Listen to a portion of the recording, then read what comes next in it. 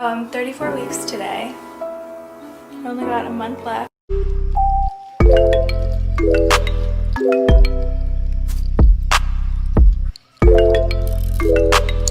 Hey guys, it's December Rain. Welcome back to my channel. I am doing my second bump date. I thought I would have done these more regularly, but a lot of stuff came up. So we are going to be doing this one for 34 weeks. I am 34 weeks and 2 days, and I have a lot to update on.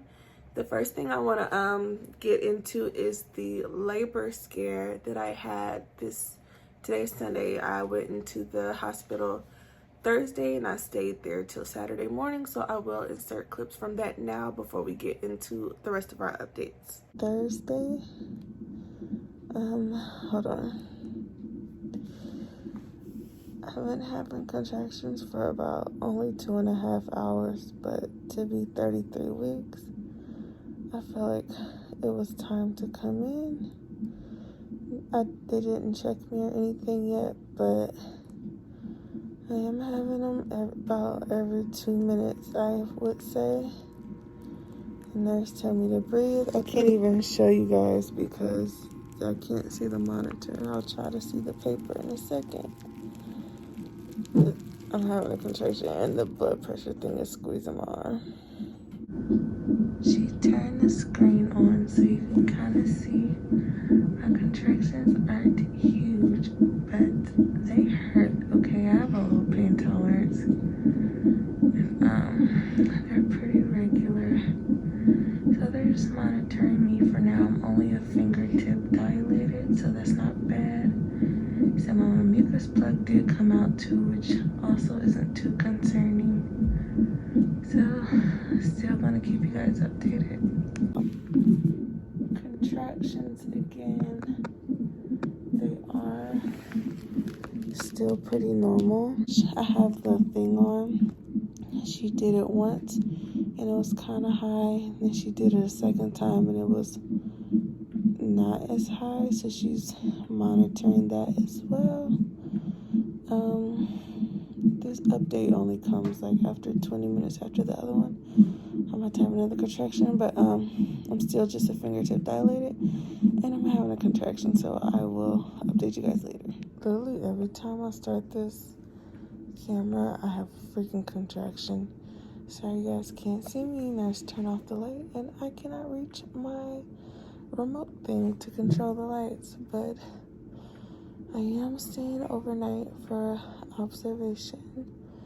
I did go from a fingertip to 1 centimeter dilated, and I'm still having a little bit of bleeding.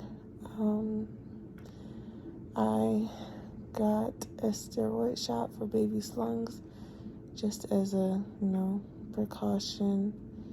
And I'm about to get a COVID test, which I'm not scared of. Like, everybody goes crazy. I already had COVID tests. But, yeah, that's all I have to update so far. I'm not sleeping. Contractions are still about 3 minutes apart, and I'm about to get another one. So I'll update you guys later. Okay, so it's actually the next day. Well, it's Friday the 13th. So just later in the day. I haven't updated you guys just because I haven't really been in the best place mentally today, but I feel a lot better. They're keeping me one more night to give me another steroid shot for the baby. My contractions have just about stopped though. I did lose a lot more mucus plug, but still no more contractions, so that's good. So hopefully I'll be going home soon. I'm so freaking tired. I'm tired of having this IV. I'm tired of this super uncomfortable bed, and I'm tired of watching these crappy channels. And I miss my babies and I have a lot to do, so we'll see. I haven't seen the doctor since like 7 o'clock this morning, and it's like 6 something right now, so we'll see. It's dark in here again because my eyes are literally burning. I'm so tired. This is going to be my last update unless something happens. I get my steroid shot in about 2-3 hours, so I'm going to go to sleep until then. I did have a lot of this is TMI, but it's pregnancy. So I did have a lot of bleeding, so they checked. I'm now 2 centimeters. They're still not calling it labor. They're just trying to stop the progression. I feel like I'm not really getting any answers. They're just kind of telling me that they're going to continue monitoring me as time goes on, and hopefully I go home tomorrow. So it's me back and still looking crusty in normal clothes because I'm finally about to go home. I got my steroid shot at about 1 o'clock this morning. I haven't had any contractions since like yesterday afternoon, so they said I was fine to go home. So I'm just gonna go home and chill for these next couple of weeks. And that is all for my hospital visit, and I'm gonna be updating in my baby bump date. So as you guys can see, I was released from the hospital. I don't remember all that I updated on in the video, but I did go from not dilated at all to 2 centimeters while I was there. So I was a little surprised. I mean, I guess nothing ended up happening. My contractions stopped, so they felt no need to keep monitoring me.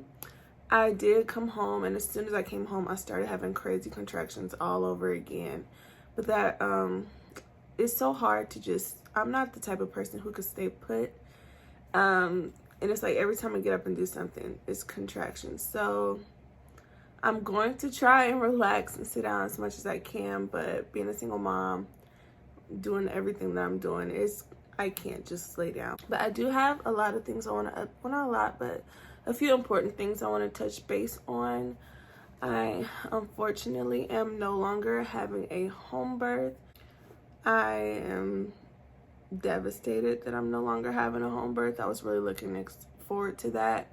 Being in the hospital, to be frank, kind of just pissed me off even more that I'm not having a home birth, because I was just laying there in the most uncomfortable bed. You would think maternity beds would be as comfortable as can be, but it's literally like a hard cot. You know, you're attached to so many machines. You got the IV in and everything. You have to bother a nurse if you just want to go pee, and it's just that's not the labor that I wanted to have.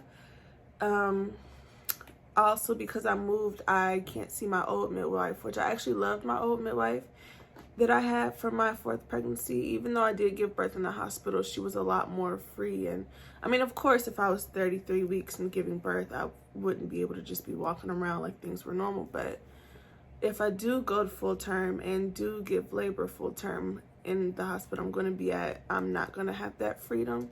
And that's what I was really looking forward to. I was also really looking forward to having my kids there. They were looking forward to being there. They love watching, they're little weirdos. They love watching labor videos. They always ask, when I was pregnant with my last daughter, they always asked to come with me to come help the doctor get the baby out. And I feel like they kind of are getting robbed of that experience that we were all looking forward to. And I'm not going to cry about it, but that's just what it is now. And it's probably for the best, because I do have some issues.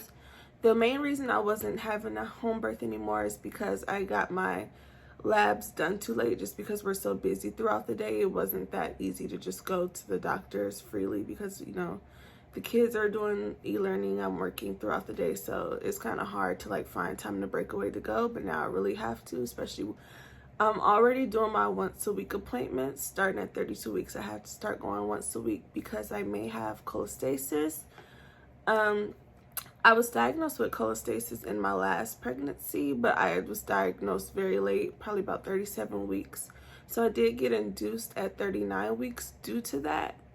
When I brought it up with my new OBGYN, she said that if I do have cholestasis again, because I am still having some of the similar symptoms, I will be induced at 36 and 37 weeks, which means baby could be here in 2 to 3 weeks, which is insane to me.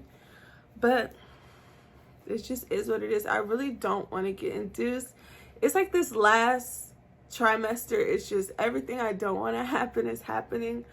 I did just want to, you know, experience going into labor naturally for the most part, and just, you know, have that moment where I'm timing the contractions. I go in, they tell me, and labor at home, and then, but I'll probably be getting induced with this baby if they don't come on their own beforehand, which it seems like they really want to do. On a good note, if you can see where I am in the nursery. The nursery is about 95% done. I'm going to be filming the tour once I finish with this video, so if you see me in the same clothes, it is the same day, don't judge. But it's about 95% done. There's just some few things I have to hang up, and also the only thing I have left to get is essentials like bottles, diapers, things like that. But his clothes, his room is set up for him to come. Also, I am measuring 1 week ahead, which makes me feel a little bit better about him possibly coming early, because he doesn't seem to be a small baby. And I did get my, I'm not even going to try to butcher the scientific word for it, but I did get the steroid shots for his lungs. So if he does come early, I'm not afraid about it. I don't think he will have a long NICU stay. Of course, I want to keep him in there as long as possible, but this last trimester has thrown a curveball, but we are getting ready. I am getting everything done this week so that by 35, 36 weeks, I have nothing left to do but just to sit here and wait for baby.